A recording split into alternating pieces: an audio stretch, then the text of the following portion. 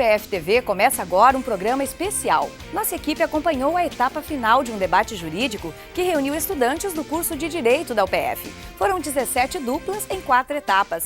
A cada confronto, um novo tema. Tudo foi definido por sorteio. 2 duplas de estudantes participaram da final. O tema do enfrentamento foi eutanásia. Veja agora como as 2 duplas se saíram. Como é do conhecimento, de acordo com a sistemática já adotada, a dupla que fala a favor, então, iniciará a sua argumentação de acordo com a dinâmica já apresentada. Os estudantes Daniel Fisch de Almeida e Adriana Fisch de Almeida representam a dupla que defende a eutanásia. Wagner de Oliveira e Mariane das Chagas foram contra. Eles defenderam os argumentos com tempo de 2,5 minutos cada, com direito à réplica e tréplica. Boa noite, senhores jurados, colegas debatedores, público aqui presente. Ver todos vocês aqui nos alegra, ao mesmo tempo que eu diria que aumenta a nossa responsabilidade, já que fomos incumbidos de aqui tratar de um tema que ainda é considerado um tabu. Defenderemos a eutanásia. O termo eutanásia deriva do grego e significa boa morte, sendo hoje um dos maiores desafios da bioética e do biodireito. Países como a Holanda e a Bélgica legalizaram a eutanásia, assim como o Uruguai, que, baseado na doutrina de Jiménez de Azúa, criou o homicídio piedoso, onde, através deste, o juiz pode exonerar da culpa aquele que o praticou, mediante a súplica da vítima, o que nada mais é, senhores, do que uma forma de eutanásia. A eutanásia apresenta-se de diversas formas, sendo que, para alguns, a própria morte natural é uma das suas espécies.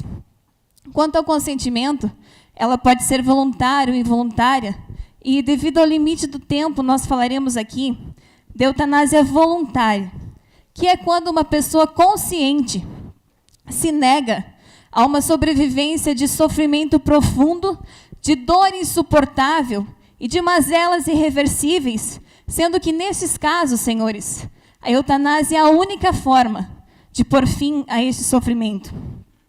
Quando naturalmente uma pessoa morre, que estava muito doente morre, a gente tende a confortar os familiares dizendo: ela parou de sofrer, ela descansou, e não é isso que fazemos. Então, mesmo que no mais íntimo do nosso ser, nós estamos dizendo: para essa pessoa foi melhor morrer. E isso, senhores, é concordar com a eutanásia. Por outro lado, existe a distanásia, que é o emprego de todos os meios terapêuticos possíveis para se evitar a morte. Mas eu pergunto aos senhores: alguém terá sucesso contra esse inimigo invisível que nos rodeia e nos atemoriza? Para o ponto de vista moral, lutar contra a morte significa a expressão máxima do cuidado. Mas impor um tratamento prolongado e doloroso contra a vontade do paciente seria realmente a melhor forma de cuidado? Para mim, isso está mais para uma condenação, eu diria que arbitrária ao sofrimento. E eu finalizo aqui as minhas palavras com Freud, que dizia: se quisermos suportar a vida, estejamos prontos para aceitar a morte. Muito obrigada.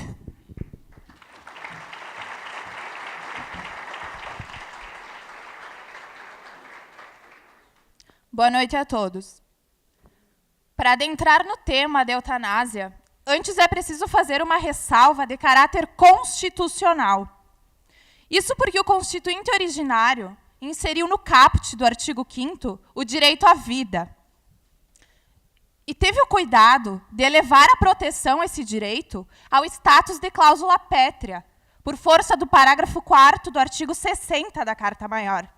E o fez porque o direito à vida é um bem maior, é um direito inalienável e indisponível.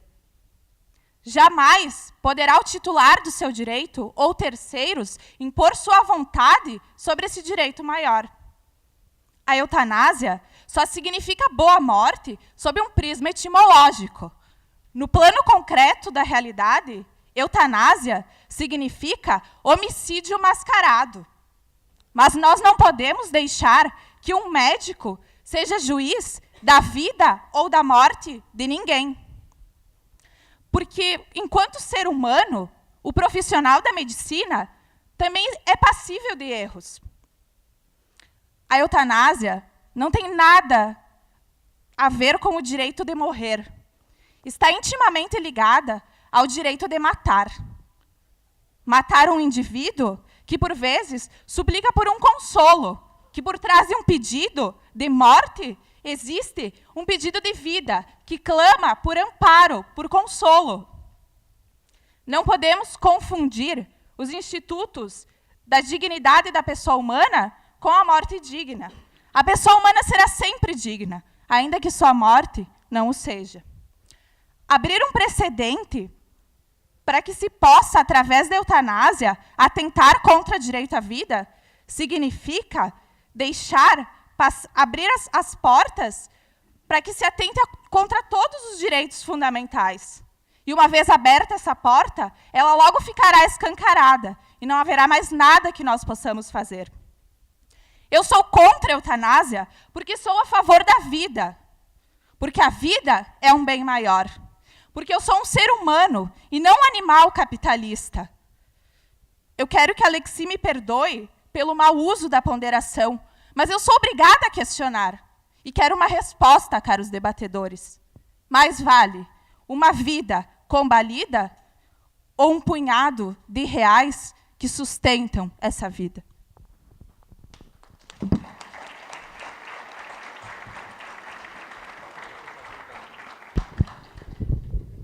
O que é a vida? Seria o lapso temporal entre o nascimento e a morte apenas? Seria a mera existência? Na visão do mestre José Afonso da Silva, uma visão jurídica, a vida transcende ao fator biológico.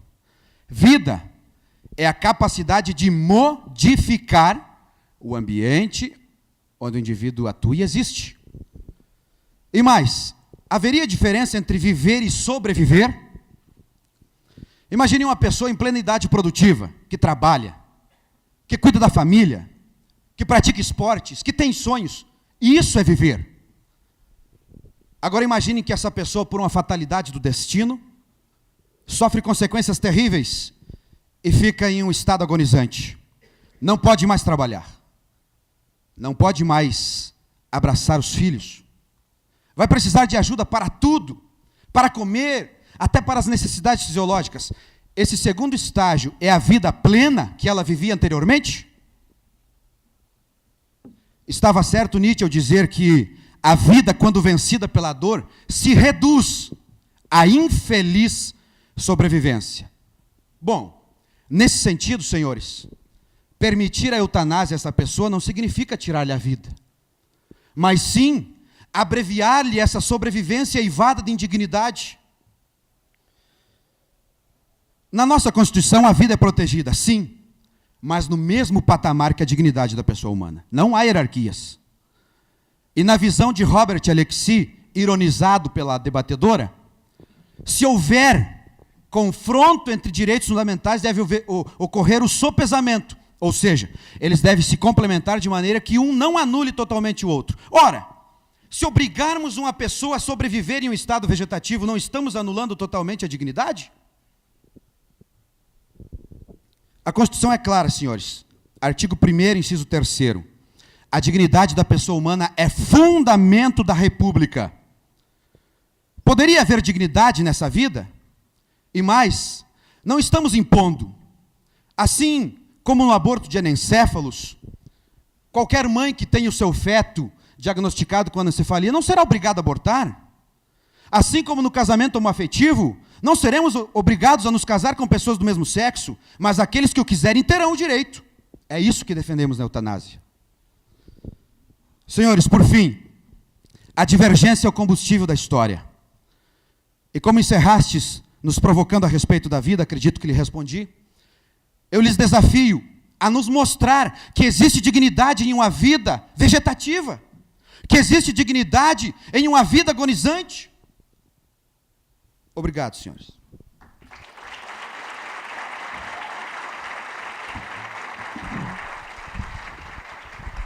Boa noite a todos, boa noite, colegas, professores, caros debatedores. Em primeiro lugar, vejo o tamanho preconceito de meu colega em falar que alguém deixa de ser digno por estar doente. Como se a dor fosse sujeito para que fosse matar. Vamos matar ardéticos, cancerígenos. É isso que ele propõe. E o meu colega, nós estamos falando de eutanásia e não de ortotanásia. O Código de Ética Médica de 2009, artigo 41, parágrafo único, autoriza no Brasil a ortotanásia, que é o meio termo, ou seja, deixar de prestar o tratamento médico, que é diferente da assistência médica. Já a eutanásia é homicídio, é a cessação da vida por um terceiro. Vejam, não vai morrer por uma doença, e sim por uma ação de um médico, de um terceiro, que vai matá-lo, seja por injeção letal ou por outro. O artigo...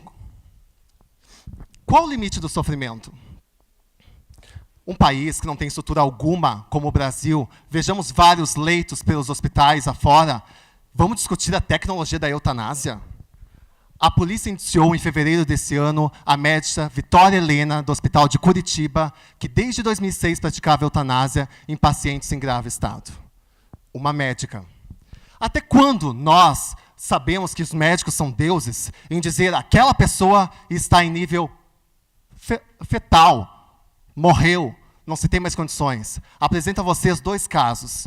Um, de Arkansas, nos Estados Unidos. Uma pessoa que viveu 19 anos em coma, hoje fala por computadores. Segundo, 12 anos sofreu um acidente nos Estados Unidos também. Terry Wales, o mesmo, sofreu um acidente, ficou 12 anos em coma e hoje se fala por computador. Ele deixa de ser digno por isso? A família é tão feliz em ver esse homem recuperado. A história do estudante de engenharia, da mesma forma, que foi 12 anos em coma e hoje ele fala por ressonância magnética, que os médicos conseguem ver pela resposta se ele tem dor ou não. A tecnologia da medicina avança. Como eu posso dizer que uma pessoa não vai mais viver?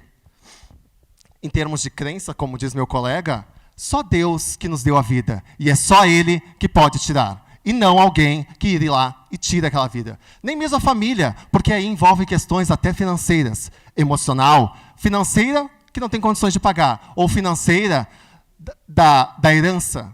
Talvez inclua isso. Da mesma forma, a legalização da eutanásia busca ser aplicada de forma abusiva, tendo como consequência a morte. O consentimento de pessoas sem causa. Sofro um acidente hoje, fico em coma, quem vai decidir por mim? Eu vou querer morrer ou vou querer lutar pelo meu último suspiro de vida?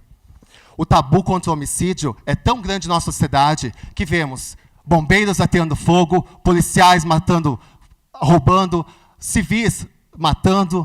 E agora, se os médicos, que são aqueles que salvam as vidas, vão começar a matar, que segurança nos dará a sociedade? Conto-lhe, para encerrar, uma história. Um médico francês tinha uma filha com difteria. Passou 11 anos tentando salvá-la. Ele, na dor como médico e como pai, 2 vezes dor, mandava cartas, levava a hospitais e não via salvação daquela filha. Numa certa noite, depois de mandar várias cartas a Paris, no melhor hospital de difteria, ele resolveu injetá-la letalmente. No outro dia, ao acordar, recebe uma carta de Paris que diz o seguinte: descobrimos um milagre, segue o soro antifidérico. Infelizmente, a medicina não conta com os princípios para o milagre da ressurreição. Muito obrigado.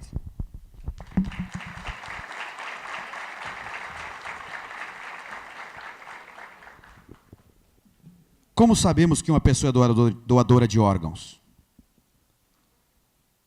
Ela declara isso após a morte? Não. Com a declaração prévia. Senhores, que isso sirva de declaração pública. Eu não quero viver em um estado vegetativo. Agonizante. Irreversível. Não podemos pegar a exceção como regra. Milhares de casos irreversíveis existem. E trazemos 2 ou 3 casos de exceção?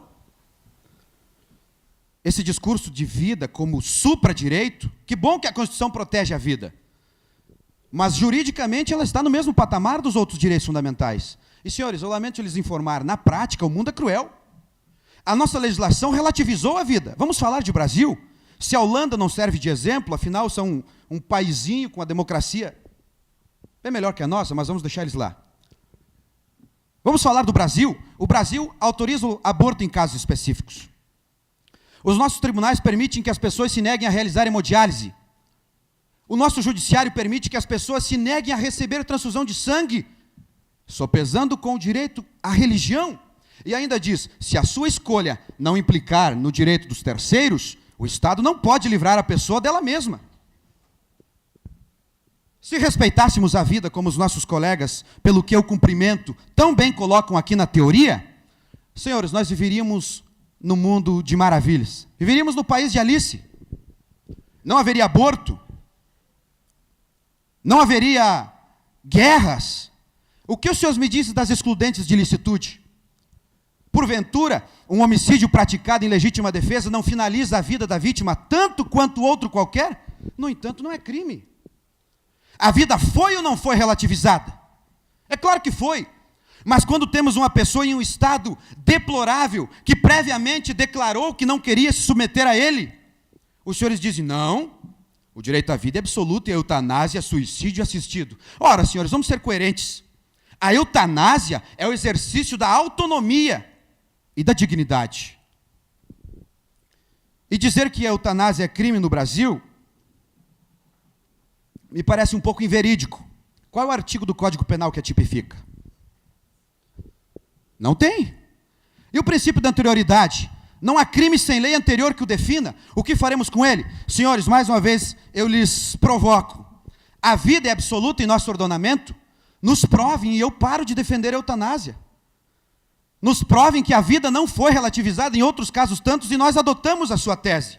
Mas, caso contrário, esperamos a reciprocidade dos senhores dizerem, para aquele paciente que assim deseja, negar a eutanásia é uma hipocrisia jurídica. Afinal, senhores, já que os nossos colegas invocaram a Deus, até Jesus Cristo invocou a Deus seu Pai, clamando que passasse dele o cálice da angústia e do sofrimento. E se não lhe foi concedida a benevolência, ainda hoje reverenciamos o seu sacrifício, pois não se negou à morte, antes morreu para nos salvar em um ato banhado de humanidade. Obrigado.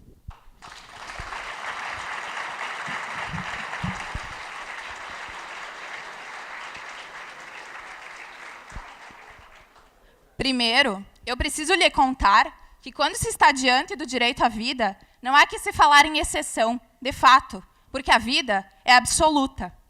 Se queres saber o porquê da vida ser o supradireito que nós defendemos que é, eu conto aos senhores. É porque é da vida que decorrem todos os demais direitos, inclusive a autonomia da vontade que tu defendes.